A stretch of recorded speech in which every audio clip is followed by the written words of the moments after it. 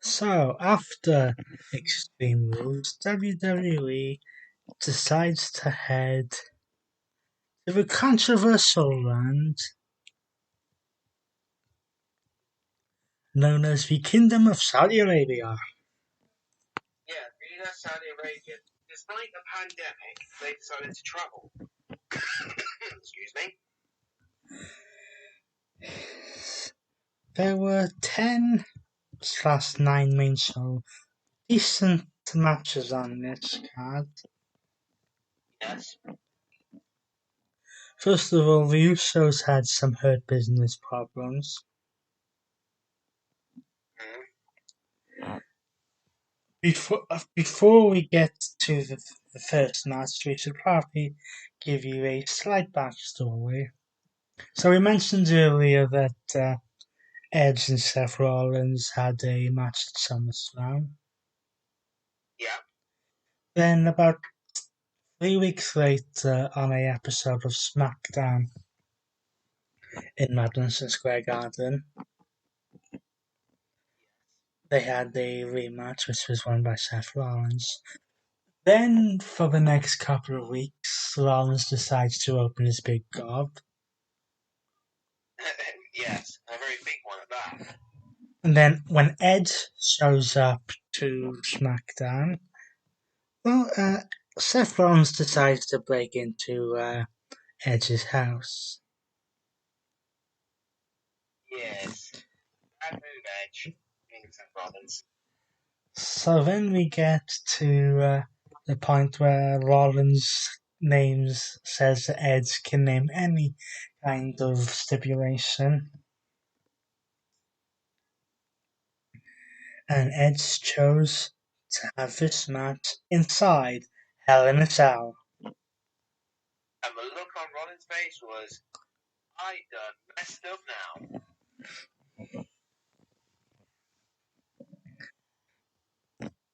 And this match, one of the better Hell in a Cell matches that they've done since they've had to tone back the violence. Is that the right way of explaining it? I think so. And it was poetic justice that Seth would lose by his own move. Yep. A curb stomped into a steel chair. Now, for the past couple of months building up to this, we had Mustafa Ali and Mansoor as a kind of tag team. Yes, but unfortunately that tag team was soon closed. Which will lead to a match at Crown Jewel. And I wonder why they would put over the guy from Saudi Arabia in this match. Because Mansoor is from Saudi Arabia. In a SummerSlam rematch, RK Bro would take on AJ Styles and Omos for the Raw Tag Team Championships. In which RK Bro would retain their championship. And this is, I would say, where they started to tease the breakup with Styles and Omos, which, by the way, officially became official this past week on Raw. Yes, then we had a history-making match to crown the very first Queen of the Ring. Or should I say Queen's Crown? As Zelina Vega defeated Piper Niven, aka Doudrop, to become the first Queen's Crown winner. Don't you mean AJ Lee? Anyone who's seen Fighting with My Family will get that reference. Yeah. Goldberg would defeat Bobby Lashley in what was an absolutely brutal no-holds-barred match. Yeah, then as we said earlier, this whole thing stems back from Lashley attacking Goldberg's kid at the end of their SummerSlam match. Then we had the actual King of the Ring final between Xavier Woods and Finn Balor. And I don't think I didn't care who won this match out of the two of them. Okay. But I can kind of see why they did it, because apparently Xavier Woods was big on this kind of an idea. And this is probably WWE's way of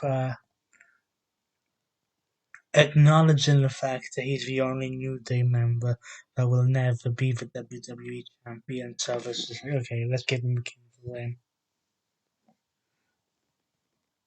Then, in what was an absolutely outstanding match, Big Time Bex would retain her SmackDown Women's Championship against Bianca Belair and Sasha Banks. You're skipping something, Oh, yes, but I'll get back to that as well. Now, due to the fact that Bobby Lashley was no longer WWE champion, one of the first things that Drew McIntyre did was challenge Big E. But also looming in the back of his mind was the WWE draft. And Big E was successful in a WWE Championship match against Drew McIntyre after a few weeks earlier defeating Bobby Lashley inside the steel cage. Then, as I already mentioned, Big Time Bex would retain her SmackDown Championship against Bianca Belair and Sasha Banks. And then we got to the match, which we knew was going to happen as soon as he showed up at SummerSlam. Roman Reigns versus Brock Lesnar. Jesus Christ. So this was a bit of a weird match.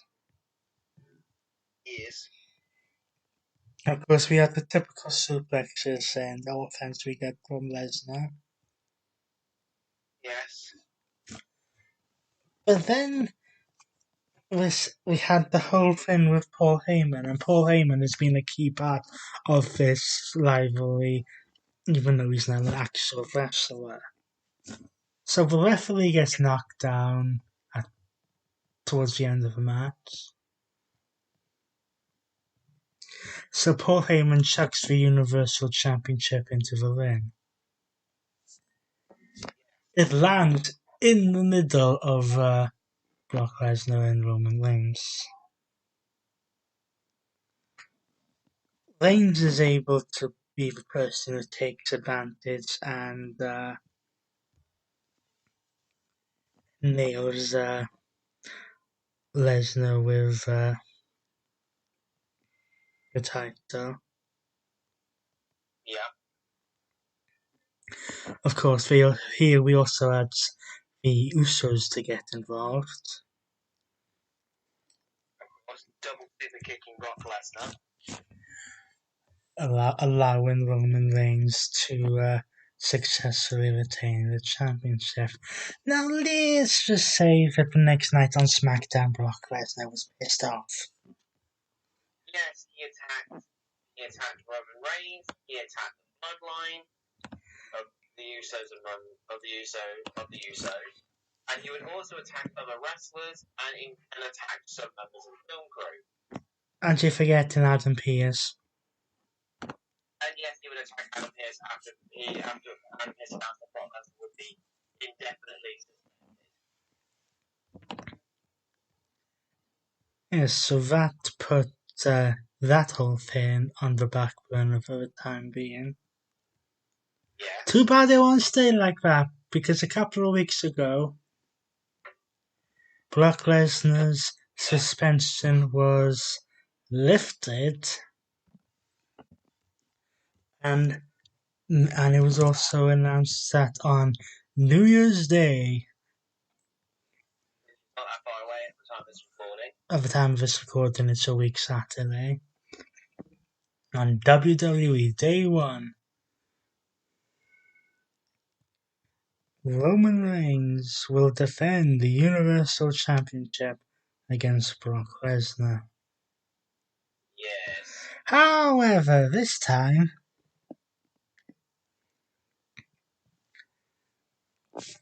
Paul Heyman will not be in Roman Reigns' corner,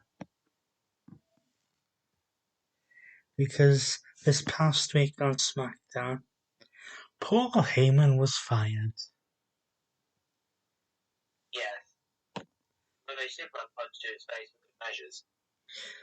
Before Brock Lesnar would come out, possibly saving Heyman from a contention to clothesline and suplex Usos along with an F5 on the outside.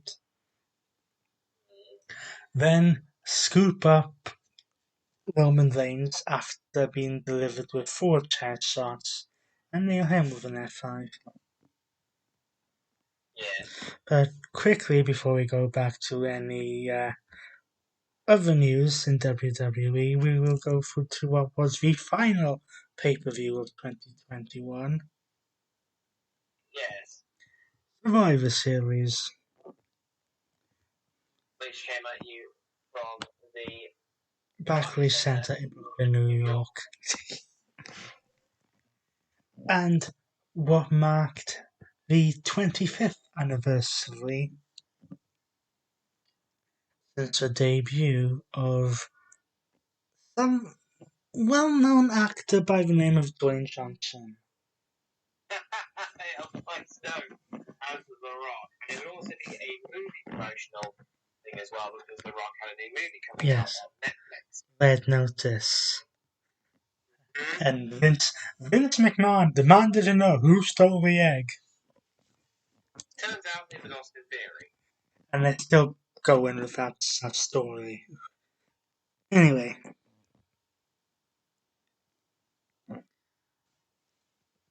Key thing to note here, before Survivor Series, there was the 2021 WWE Draft.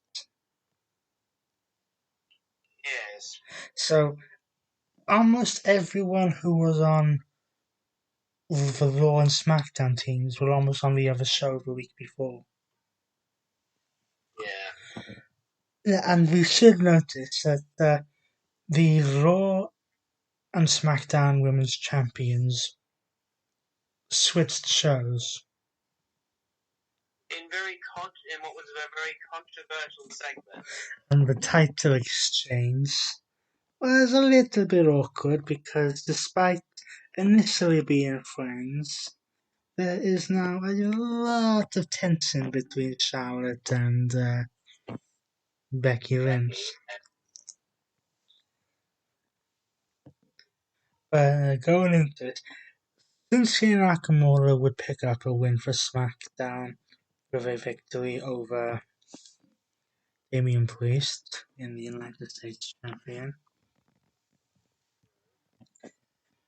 Raw Women's Champion Becky Lynch would defeat now SmackDown Women's Champion Charlotte. Yes. Team Raw of Seth Rollins, Finn Balor, Kevin Owens, Austin Theory, and Bobby Lashley would defeat Team SmackDown of Drew McIntyre, Jeff Hardy, and that would be his final pay-per-view appearance. We'll get into that in a moment.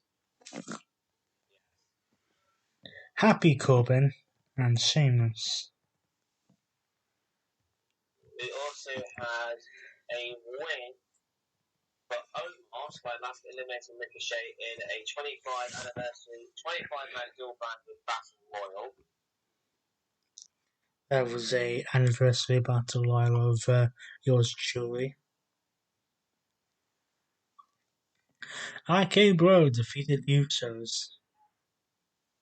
Team Raw for the women of Bianca Belair, Rhea Ripley, Liv Morgan, Carmella, and Quinton for Raw would beat the Team SmackDown's Sasha Banks, Shayna Baszler, Shotzi, Natalya, and Toni Storm. With Bianca Belair being sole survivor and of course Sasha Banks being deliberately counted out. Yes. And Roman Reigns defeated Big E, the WWE Champion, by pinfall. If that gave Raw a total of a 5-2 scoreline. Yes, which wasn't all surprising. Now that those are all the pay-per-views that are out of the way, we can get into some of the other news which has happened in 2021. Yeah. Starting with the most recent one, which is the rebranding of NXT. Which is now being called NXT 2.0. Personally, I'm mostly not a fan of it. If they want to give NXT a new look, kind of different feel, fine. Did you have to rebrand the entire thing? No.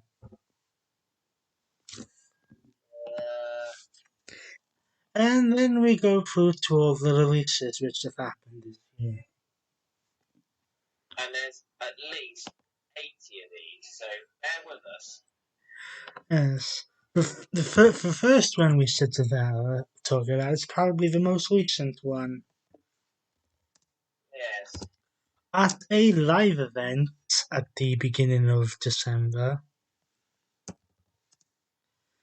Jeff Hardy was in a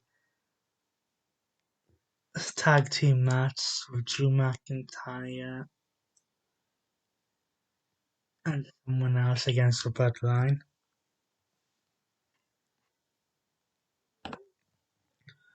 When his wrestling started to get more out of control, he ultimately tagged out of the match and basically went bye-bye. Yeah. The WWE decided to offer him rehab, which he refused and has now been let go by WWE. And watch that come back to bite. Then we have names like Keith Lee, who had just started this new Bearcat gimmick. Yes, and then obviously now he's let go. Mia Yim, the Iconics, Who are now in another wrestling company. Mickey James, Who is now in another wrestling company. Chelsea Green, Who again is in another wrestling company. Tucker, Who's a free agent. Samoa Joe, who I can kind of understand because he seems to be a bit too injury prone. Unfortunately, yes. Andrade, and that doesn't appear to have done any favors with his real life relationship with Charlotte, which is now over. The Big Show, aka Paul White, who is again at a wrestling company that shall not be named. Lars Sullivan, who's a free agent.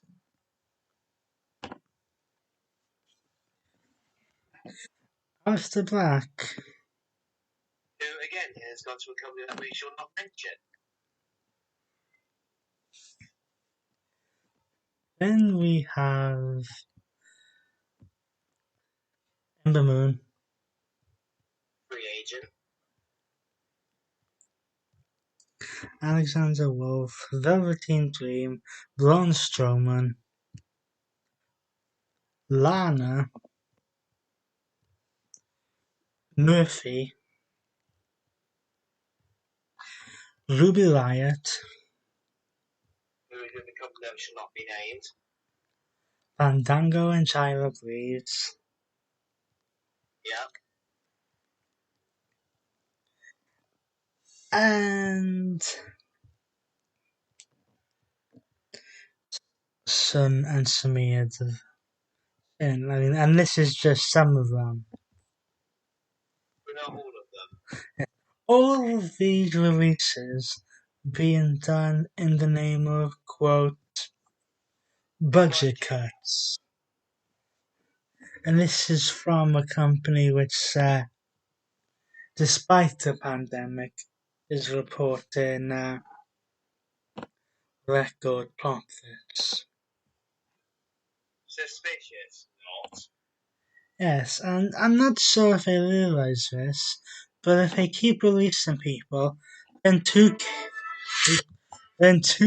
won't have enough to sell. Oopsie, We apologize for that random noise. my bad. So yeah, I'm not sure. As I was saying, I'm not sure if WWE realise this, but if they keep releasing people, 2K won't have enough people on the roster to make you a bloody video game.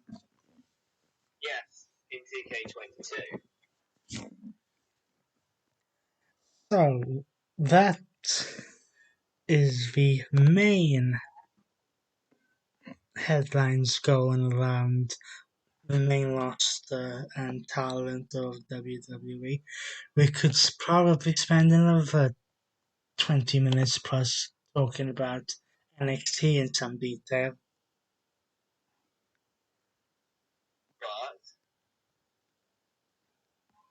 But I'm sure at this point you're probably sick of hearing our voices. But you'll hear our voices very, very soon for our next show, which will be our day one pre-show. Yes, on Friday the 31st of December, aka New Year's Eve, we shall possibly do our day one, maybe on the 30th. Hopefully they won't give us any last minute changes to the cards. No, but we will give you our show on New Year's Eve. Until next week, hopefully we'll have a non-return to the Thunderdome, although I wouldn't hold my breath on that. But hopefully everybody will have a Merry Christmas and a hopefully Happy New Year as well, although we'll do that next week. So until then, he's been Mr. Rock Jones, and he's been John Randy Smith, and we will see you next week for our day one pre-show.